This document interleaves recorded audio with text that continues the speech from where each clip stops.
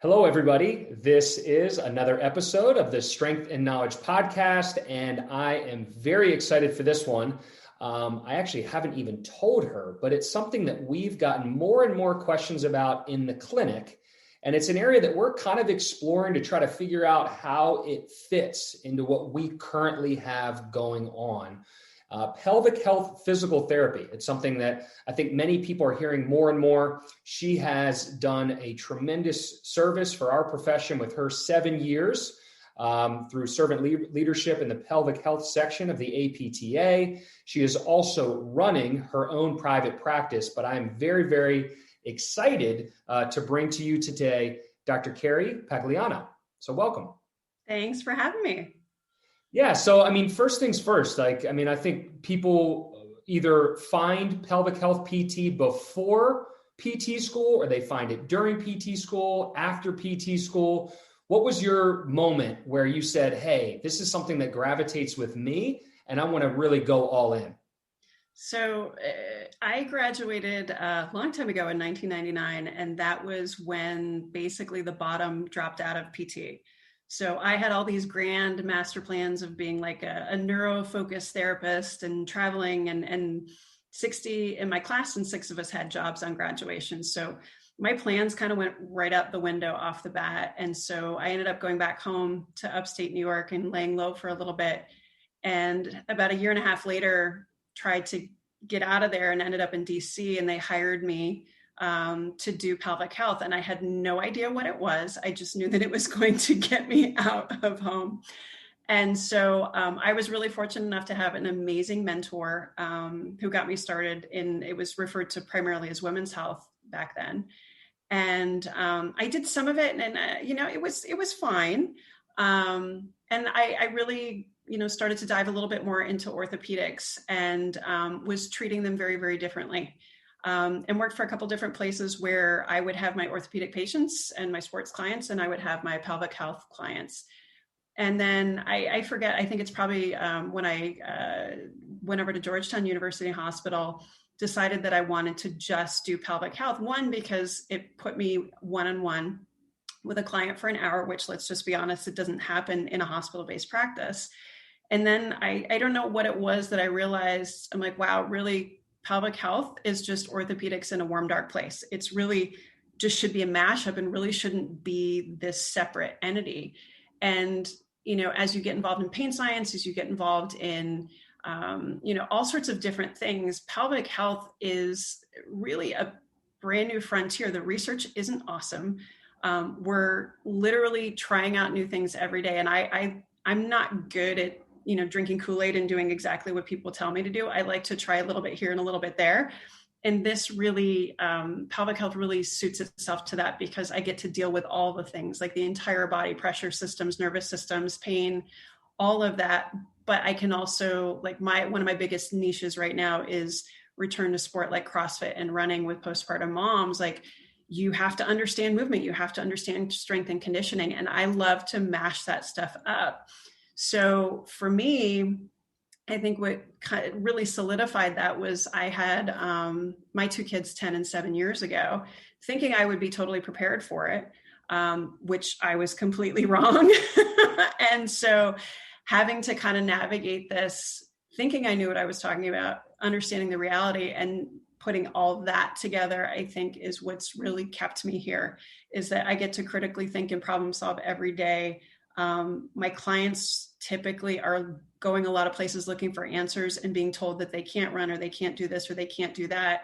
And the fact of the matter is there's no data to support that. So let's try and do other things. And so it wasn't anything that I went into PT school or even came out of PT school thinking, hey, this is what I want to do. I just knew I wanted to be really good at what I ended up doing. And so that part worked out, just a little bit different place. Yeah. It's admittedly something that I don't think I really even heard much about. No, you get like 1 hour in PT school. Yeah. Like the first thing that was coming to mind was like Kegels and transverse abdominis work. Yes, exactly. And it's way more than that.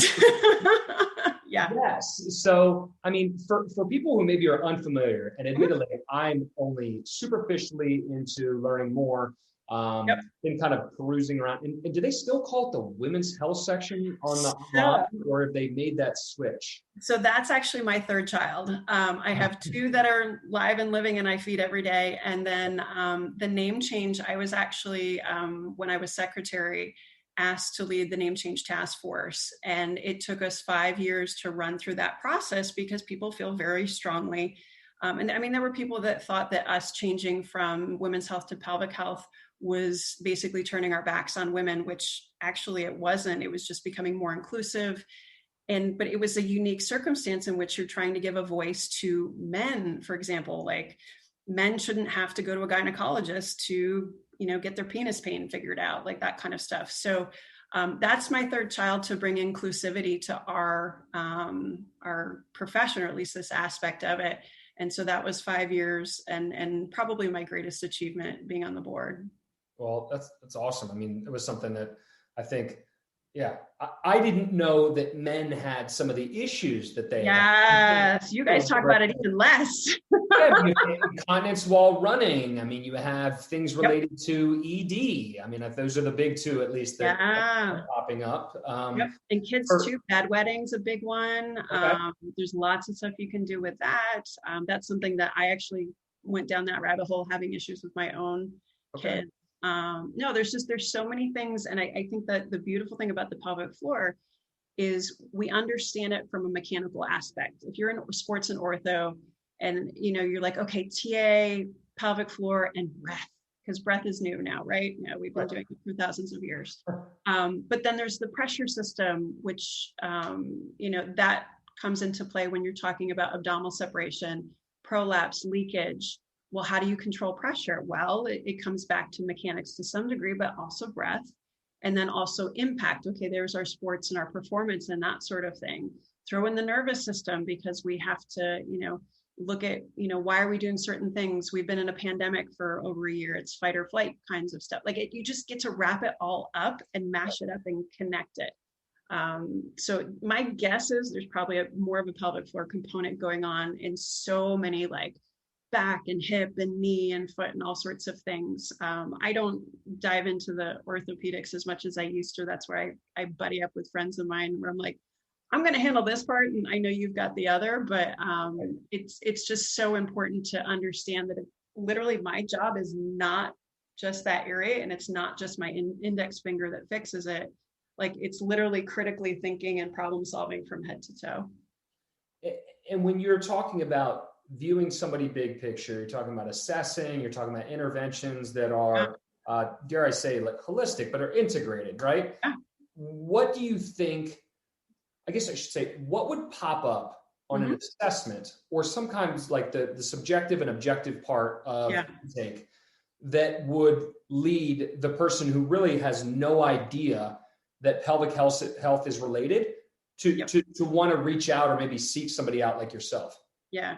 So that's actually, I'm adjunct at Marymount University, and our chair is great about bringing some sort of pelvic component into each of our courses. And so the thing I tell my students is, there's probably maybe one of you that's going to go into this and this is your jam, but I want all of you to be able to assess and treat what you can. And then if it gets too complicated, then refer out. Because we can't see everybody, but everybody should at least be able to screen that stuff out. So I think the first part, especially for PTs, is asking the question. Can you, I wasn't it on the Oswestry, they took the sex question off for a little while. I think it's back, but can you look at somebody who may be, 60 years old, they might be your parents' age, or they might be younger than you, and ask them if they have painful sex, if they have back pain. I think, we'll gloss over the quick bowel and bladder. If they check the box, we'll be like, oh, that's totally fine. We don't need to dive into that. But if they say, oh, are you having pain with sex? Oh, no. Well, are you sexually active? Oh, well, no, I'm not. Well, why? Oh, because it hurts. It's like, you just got to, come on, leakage, same thing. People are like, oh, well, no, I don't have leakage at all. But when I laugh a little bit, I had that since I was a kid. Okay, wait, what? Like, you should not be having leakage at all, especially as a kid. Like, giggle incontinence, there's etiology for that. Other things that we look at too, I would say, again, if you've had any back or hip history, there can be a pelvic floor component to it. Lots of things, any postpartum woman, you need to have that conversation. I don't care if you're treating their shoulder, like have that conversation. I don't care if they had a C-section because they still carried a baby for 9 months. Like all those sorts of things, but I will also go back into history. And that's why, again, the pandemic has been great because I can do about 95% of my job virtually is, how did you move when you were a kid? Were you a dancer and you were holding these positions and you were taught to tuck everything under and grip? So that's going to steer me more towards overactivity as a driver for leakage, as opposed to just underactivity and, pelvic floor damage with delivery. So you can have very different reasons, and overactivity, you're not going to do Kegels. That's going to be the exact opposite. So it gets a little bit more complicated there, but we can go back and understand movement biases. And, did you have hip dysplasia when you were a kid? Did you bedwet? Did you, all these sorts of things? Because the first time that women really, I think, especially postpartum, can talk about this stuff or given permission is once you have kids. My body did a whole lot of living before I had my first kid. So we can't just be like, all right, your pelvic history started here. And I think that's also why it's so tough with men. A lot of men in their 20s have a lot of penis pain related to stress and upregulated sympathetic nervous systems and all this other stuff. So, but you have to be willing to have the conversation. And typically it's the provider, if they're uncomfortable, like if I'm talking to you and you don't seem comfortable, I'm not talking to you about that. But it's the provider that needs to get comfortable with their own biases and their own issues. Makes sense. And I think sometimes it's challenging for us to ask that aren't even that personal to people. So sitting but there, it's this huge thing that we skip over just because we're like, oh, it's that spot or that thing, but it's central. It's right in there. Like, wow. Sure. Yeah. I'm with you. I'm thinking like groin, low back, front hip, stomach. Exactly. And like you mentioned, I mean, even it's a much easier entry point when you do have a female and within the past X amount of time, she's had a child. It probably is a lot easier for them to potentially not go, oh my God, my PT is asking me about my urine and my, going to the bathroom. Yeah. But you know what though? Like one of my most favorite colleagues,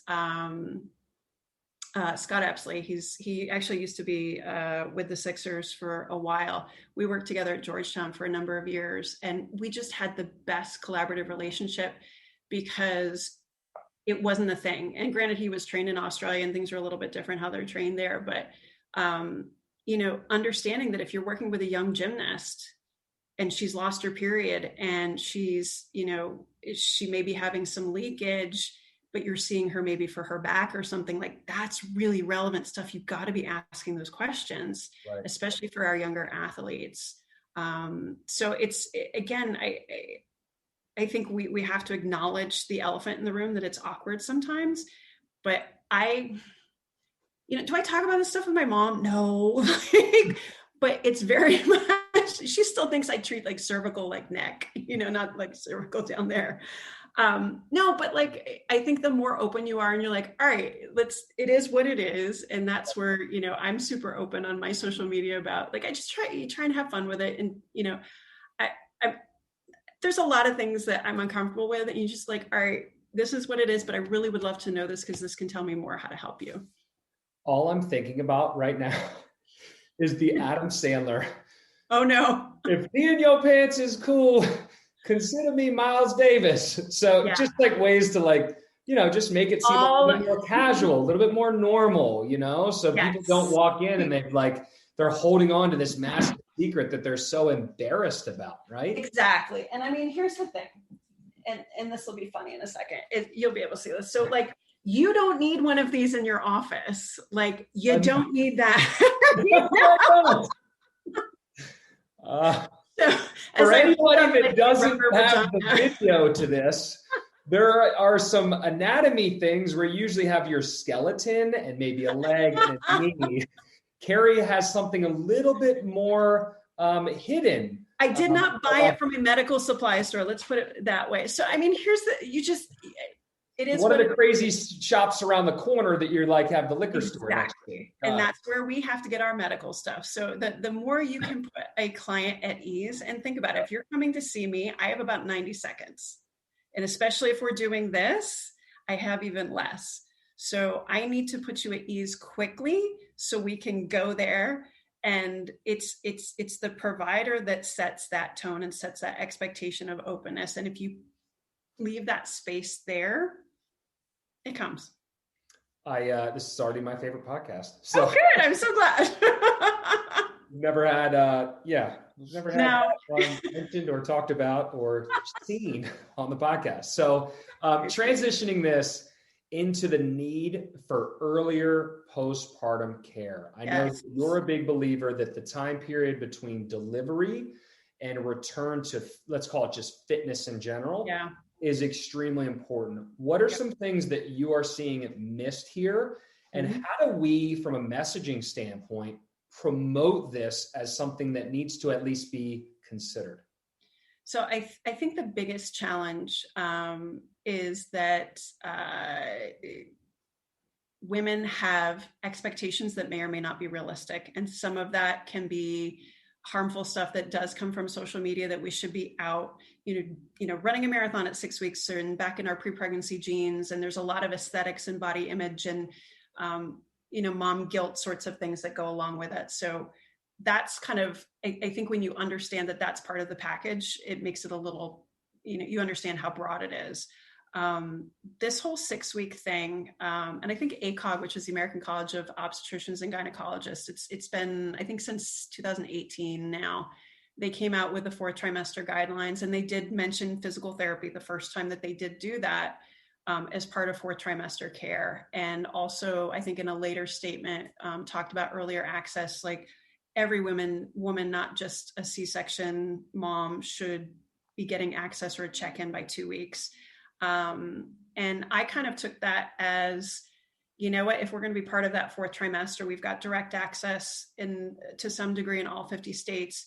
I'm going to say completely different things than an OB on a 2 week or anywhere between 2 and 4 week visit.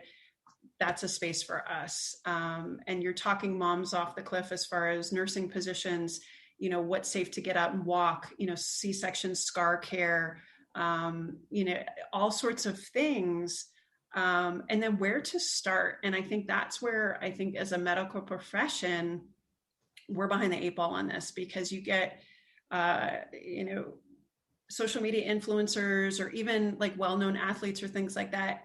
Like they have a baby and now all of a sudden they're the expert, and that that's not the case, but women are so desperate for answers that's, for 1995, that's where they're going to go.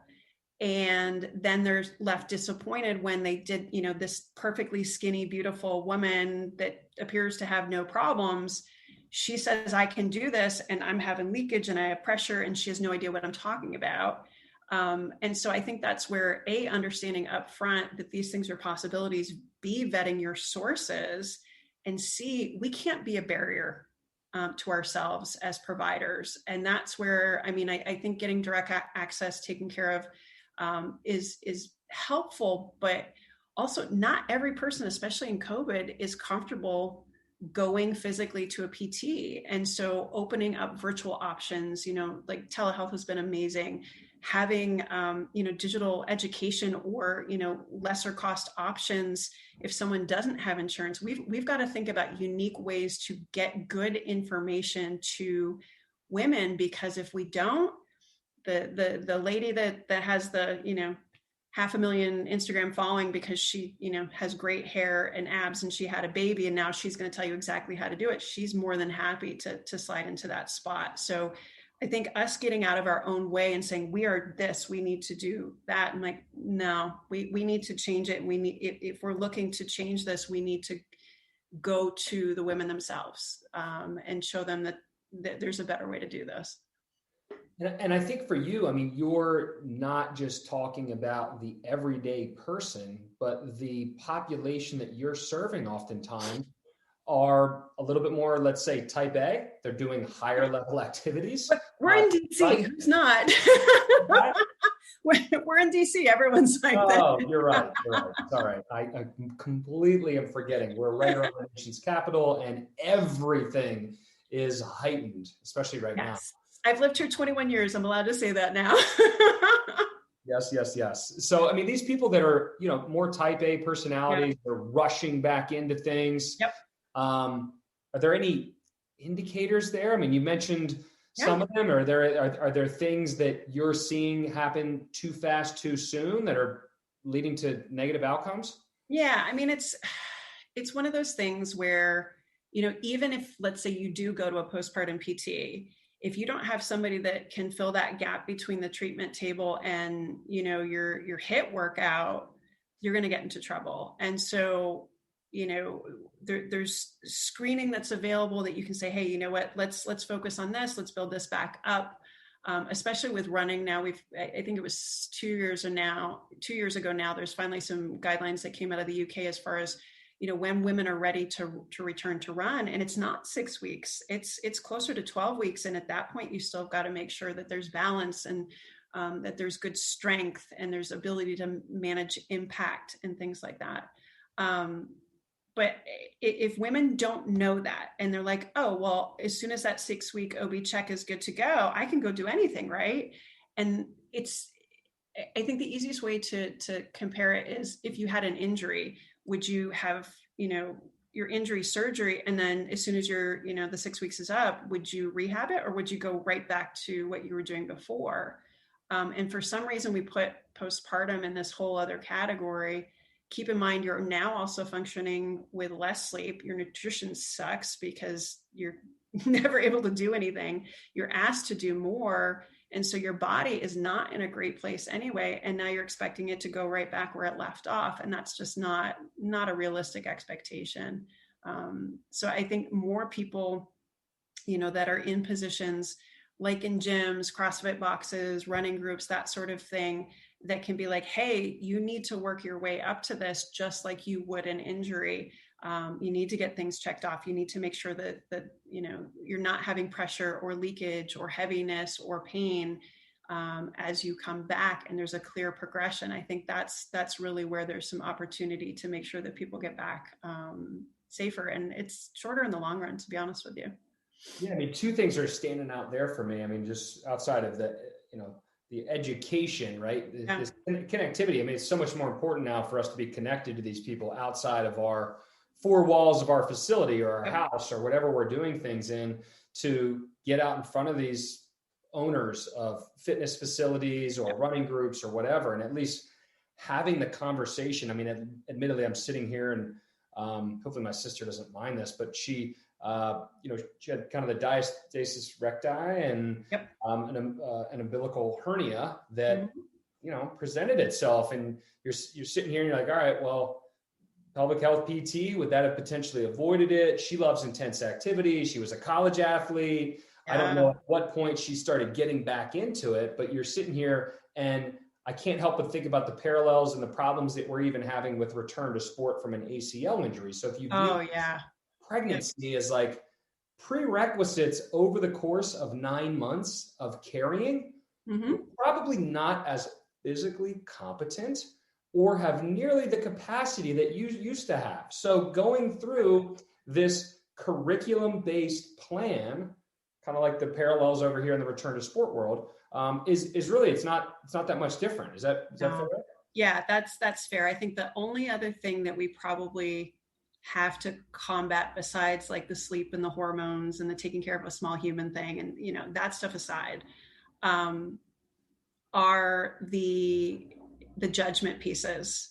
And the inaccuracies that are out there. And if your sister dove down that diastasis rabbit hole, it's ugly. There are people saying that they can fix it. Well, it's not broken. There's nothing to be fixed. They're saying, oh, I can make that gap the gap issue. The gap's not the issue.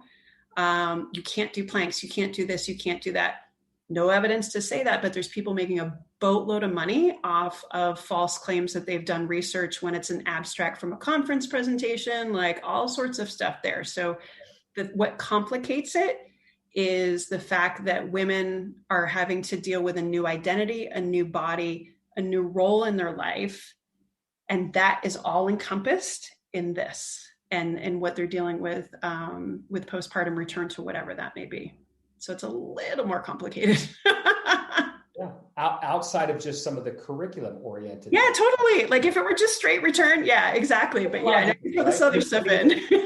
Yeah, I mean, it makes me think of the ACL RSI. It's like, you know, readiness, confidence, right? How do I feel about re-injury, this, that, and the other? How do I feel about doing things that I did prior? Athlete mindset, especially too. Like if you're like, but I have returned before, and then they don't understand that this is just a little bit different because you have hormones, you have sleep, you have babies, you have all this other stuff to contend with. So yeah, it can be a little bit more complicated.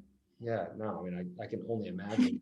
And it's something I feel like I've only really been exposed to more and more over the past year. But, you know, for you, okay, we've got super active people. Yep. And we also have people at all different ages. You mentioned the high school gymnasts. I imagine that there are people throughout the lifespan as they're aging, that there are things that pop up as well. And what I'm hearing is that there's just a lack of awareness and a lack of access. How is this something that people out there who are going, like myself, well, I'm usually sports and ortho, but I know I need to learn more about this. What are some recommendations that you have? And maybe how can we just improve the access to this kind of care? I think the first part is just embracing where your gaps are and be like, wow, that really is a thing. And I probably should pay attention to that. And I think also looking at your assumptions that pelvic floor, to treat that, you need to have an index finger with a glove on it. Like the more I treat, and I've been doing this 21 years, the less internal work I do. There's so much is driven by spine and hip components. And that's where I don't know how you go into this and not have a sports ortho background. And there's so many PTs now, especially these younger ones that are going straight into it. And I'm like, oh man, you've got to pull out, you've got to get this bigger piece. You know, I think where I really, my mind expanded a lot was just talking more with people in movement. Like I totally remember thinking, oh my gosh, you have your CSCS. That's bad. No, those are some of the smartest people around because they understand exercise progression and being able to take pelvic floor knowledge and mash it up with that. And, you know, what we know about load now, well, we've got to load the pelvic floor too. It's just a muscle. So I think not being turned off by the fact that it's, you know, a little taboo place. You don't ever need to go there. You can palpate it from the outside. But I've connected, you know, for as bad as social media can get, some of my best connections have been, you know, primarily like Instagram and connecting with other providers and coaches that work or want to work in this space, and just seeing how we're doing things and just being open to, you know, new ideas. Because again, like the research is not awesome. Nobody's throwing research dollars at postpartum return to sport anytime soon. But it's growing. There's a demand for it because I think there's more women, and especially in this area where we live, there's more older moms, I can say that because I am one, that want to be active. And we don't want to sit around and not do anything anymore because we're wetting our pants. And it's not acceptable. So I think, again, there's more people talking about it, which is great, but it's not nearly where it needs to be. But if it's something that you think, okay, I want to dive down this a little bit more, I would say just, you know, start to find those voices. And I'm like, you know, obviously one of the loudest, I think, I hope, is you don't have to go internal to be able to treat pelvic floor. Know a good internal therapist if you need it, but you should have a great, you know, coach or trainer in your toolbox. You should have a great, you know, ortho sports person. You should have a great pelvic floor person. You should, you know, all of these things. Yeah, I mean, you're talking a little bit about the connectivity, and you're talking about things that, you know, I should say a manner in which people are viewing you with some level of expertise. You obviously have done a tremendous amount of work in our profession to kind of create a bigger and hopefully more impactful pelvic health group. You also have a book coming out, or sorry, two course. Yes. courses. I know, I forgot.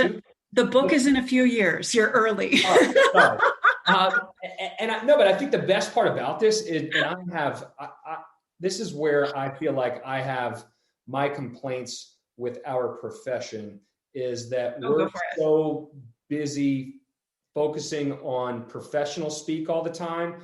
Yes. We forget about consumer speak, and they are different. Internal, I call it internal voice, external voice. Internal, professional community. External, community. You actually have created the best of both worlds. Can you share a little bit about that? Sure. I mean, I always feel a little bit like I'm Switzerland, and I'm a good translator. And I think I practice that way clinically, because I can speak sports ortho and I can speak pelvic, and they need to go together. And the same thing, having spent so much time, I've actually volunteered, at some level with our National Association, probably since, 2002. And there's times where I'm like, you guys aren't seeing the opportunity here, but, and other people that are not involved, I'm like, we need to bring we need to leverage what we have in our National Association. So I think to be able to see the benefits of both and be able to bring it together. But again, like, social media is such an interesting, I keep bringing it up because that's where I feel like I can, explain these sorts of things, but just in a way I would explain it to my patient. And if you look, the people that are very kind of like book about it, they're not going to be the people that get the traction. Like, if you're going to explain to somebody and they're going to buy in, they need to get you, they need to understand you. And that's how PT honestly should be, is that, I've been through this. I'll share a little bit of my stuff so you know what I know what I'm talking about. But I need to explain it to you so that there's buy-in, so we get to do this together, because you're my best teammate. You're going to be the one that's doing it. You're going to help me problem solve. And that's how we're going to move forward. And that really solidifies that therapeutic alliance. I mean, take CrossFit, for example. Like, I was a runner for a bajillion years, and I had FAI surgery 14 years ago. And after I had my kids, my hip was a big issue. And I'm like, I need to load this sucker up. I went into a CrossFit gym that's now right next to my office for a year and told one person that I was a PT. One.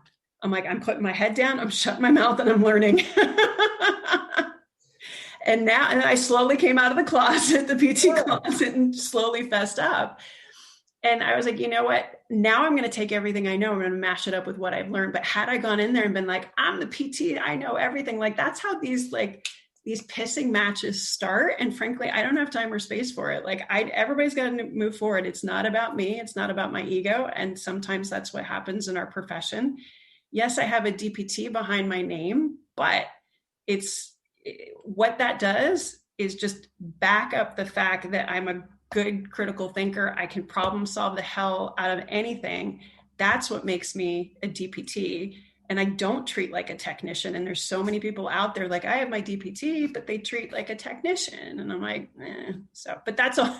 We could go down that rabbit hole for a long while. I went to hot buttons. I went to CrossFit this morning. I've been going for a couple of years, and I like sometimes where I'm like, gosh, do I really need to be asked a million questions about my shoulder and my hip? Oh, go in and just don't tell anybody.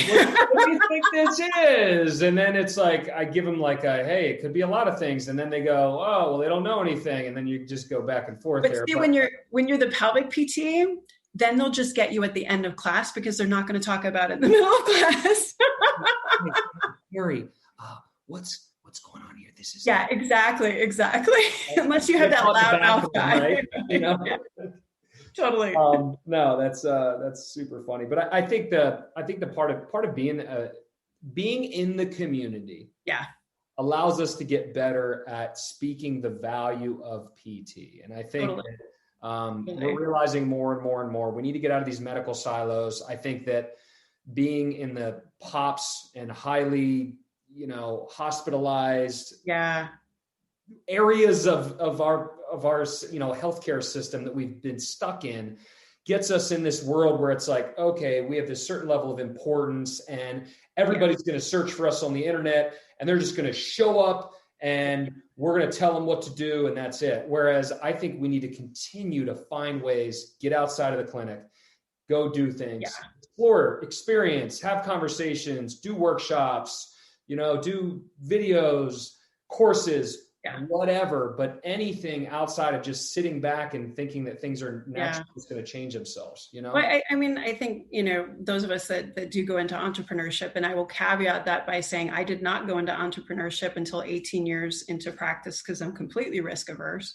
I mean, you have a certain sense of, we need to do things differently. And you mentioned the courses that I have the Real Mom's Guide to Postpartum Return to Run. That's for moms. And then I have the Real Mom's Guide to Postpartum Return to Run Pro Edition for physical therapists, coaches, trainers, running coaches, whatever, that want to work with runners. Like I labeled it the Real Mom's Guide because it's not this, you should do this, there's a perfect way to do this. It's no, what you need to learn is how to problem solve this. And let's get real about, it's not perfect when we go back. And if you're gonna run into something unexpected. And I'm not teaching you how to check the box. I'm teaching you how to navigate it and feel confident with the tools doing that. And so to your point, I think when you're out of that structure, there's a little bit more freedom to think and problem solve and do. And I just wanted to make sure that both moms and postpartum professionals kind of have access to just like that no nonsense, no BS. I'm going to be very upfront, and that might be a little uncomfortable if it's not the answer that you want to hear, but it's also going to get you probably where you want to go. I love that. And I'm sitting here thinking that the course probably teaches our professionals to speak a little bit more in a manner in which is meaningful and actually connects, because I'm going to imagine that the Real Mom's Guide is probably not structured all that much different, right? Obviously there's some internal speak or professional speak in there, but I remember I taught for TRX for a little while, and it was like, sure, yeah. You're teaching it's train the trainer, but train the trainer to not speak like a trainer, train the trainer to speak like a normal human being. And sometimes you look at some of the social media stuff and it's like, okay, that's great, we're educating each other, but are we ever educating each other to not speak like a professional, just to speak like a normal human being? Like when people sit there and they kinesiology people, and you're like, is that person going to leave here and have a clue of what is being spoken? There's ways to make that fun and approachable. I mean, I had a friend the other day, he's, trying to get engagement on his profile. And I was like, you got to treat people like they're people. Yeah. And I mean, I think that's one of the blessings of mom life. It's a shit show. I'm going to be honest. It's an absolute shit show, especially in a pandemic. Like, I'm a freaking hot mess, but this is just what it is. Yeah. But like, it is what it is. And you do the best you can with what you've got. And let me at least give you some information so that when you do have an opportunity to make some choices, that you can make them with the best information you have available. And it might not be perfect, but damn, we're going to do a little bit better than what we're doing right now. And I think the more you're honest and upfront with that, and I've had to be, and it's uncomfortable sometimes. I had diastasis. I have leakage that comes and goes. I have pelvic organ prolapse, like not things you want to necessarily be talking about on social media, but I do, because if I don't set that example that we need to talk about these things and be open about it, and that there's a way forward, and that, even me, the expert, still has things that I have to navigate and troubleshoot because we can't fix everything, then I think that gives somebody else permission to say, you know what, I don't have to have all the answers, but I can still take a step forward. So. I love that. And I hate to wrap this up and put a bow on it. I mean, I'm sitting here and I'm going, we said shit, penis, and had genitalia. Oh yeah. Over on podcast. We just should keep this train rolling. But nonetheless, if you could give a little bit of advice for either the student or the young professional who's not sure how much they want to dip their toes into pelvic health, what recommendations would you give? Yeah, I mean, again, this was not my plan at all. And had you told me this when I sat in PT school in West Philadelphia, I would have told you were full of crap. But like, it's just one of those things that it's if you like to problem solve, if you're okay not having the answer, if you're, if you want to be at the forefront of something, it's such a fun place to be. And I have met so many amazing people all over the world. I've got like 5 Nordic ski dates planned for after COVID with all these people that I've met. Like it's such an incredible place to make such a difference, because there's so many people, like kids, men, women, no matter what, that like they're looking for an answer. And by God, if you're that person that at least gives them space to acknowledge that they're not crazy, that they don't just have to have a glass of wine to have sex, like that, they're not messed up because, they're peeing their pants when they walk, like giving someone acknowledgement that they're not alone. And having been that person myself, I think that can be just a remarkable way to spend a career, and just, again, not part of the plan, but I wouldn't have changed a thing. Well, honestly, Carrie, I appreciate your transparency. I think that goes a long way. And I can imagine that when you share that with people that are going through some of these things, that their guard immediately just drops down. So I'm sure when it comes to connecting with people that you're spending time with, that, your ability to share your story holds a lot of weight. For people that want to connect with you, I know that you interact more on Instagram, and I'll remember your profile on Twitter always stands out, because it's like, I forgot what it is, but it's something about people are nicer on Instagram. They're nicer. I used to I only typically am on Twitter when it's conference season, and because that's where all the PTs hang out. And it's a little ugly. I'm a more visual person. I need pretty puppy pictures in there too. So it's all the same. So anywhere you look for me, it's at Carrie Pagliano. And if you're looking for any of my courses, online offerings, I have Return to Run, free screens for providers and for women. If you want to check that stuff out, it's course/carriepagliano.com. So you can find all that stuff there. And then my website is just carriepagliano.com. Perfect. And I'm going to be writing some of that stuff down, because I want to learn a little bit more. Awesome. We'll take the boys. We love it. We just have more and more people calling the office. But nonetheless, Carrie, thank you so much for your time. Absolutely. I'm sure that we will catch up. And honestly, I guess the light's at the end of the tunnel. It's coming. We need to see each other in person very quickly. Absolutely. All right. But thanks for your time today. I really, really appreciate it. Thank you.